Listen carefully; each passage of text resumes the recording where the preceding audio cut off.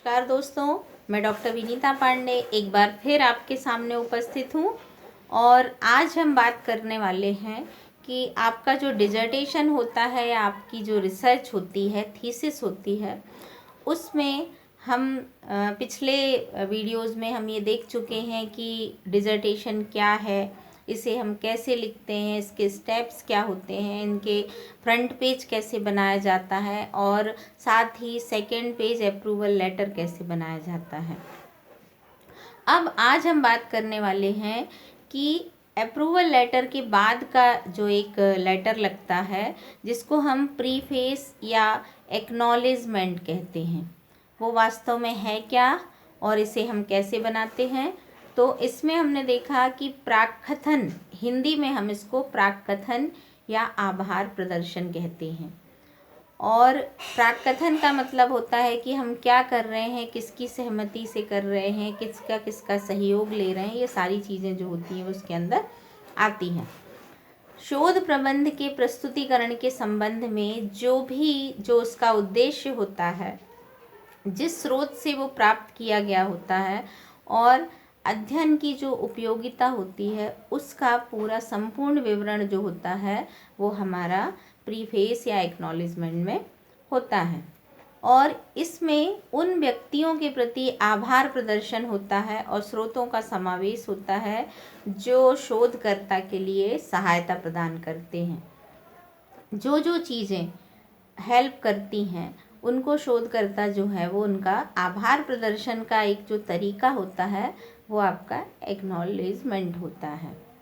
यदि हम इस पृष्ठ पर दूसरों के प्रति आभार प्रदर्शन के प्रति अपने अध्ययन में और भी कुछ नहीं लिखना चाहते तो हमको शीर्षक आभार प्रदर्शन जो होता है वो सरल और सीमित और चाटुकारिता रहित और पारिवारिक सदस्यों और लिपिकों की बेतुकी सहायता की मान्यता का सूचक नहीं होना चाहिए। कई बार क्या होता है, आपने देखा होगा कि बहुत सारे लोग जो हैं वो एक तरफ से लिख देते हैं इनका धन्यवाद, इनका धन्यवाद, इनका धन्यवाद, बहुत तरह की चीज़ों को लिखते हैं। तो आप वास्तव में आपकी लघु शोध में या शोध में जिसने भी आपकी मदद की है, लाइब्रेरियंस, बुक्स, आपके जो कुछ प्रोफेसर्स होते हैं, आपके गाइड होते हैं, कुछ आपके मेंटर होते हैं, कुछ ऐसे होते हैं जो मोटिवेटर होते हैं आपके, तो आप उनका लिखिए। साथ ही पारिवारिक सदस्यों में आप एक लाइन में लिख सकते हैं कि परिवार के समस्त सदस्यों का मैं धन्यवाद करता हूँ। कई लोग बहुत लंबा एक एक चीज़ों को जोड़ करके लिखते हैं, तो वो जो है वो सही नहीं होता। हमें हमेशा शोध कार्य के संबंध में और उसके गठन का समावेश होना चाहिए और उसकी जो पूरी भूमिका होती है वो समस्त तत्व जो है वो भूमिका में दिया जा सकता है। साथ ही प्रस्तावना या आभार प्रदर्शन जो होता है वो बड़े अक्षरों में ज़रूर होना चाहिए, इस बात का हमको ध्यान रखना चाहिए।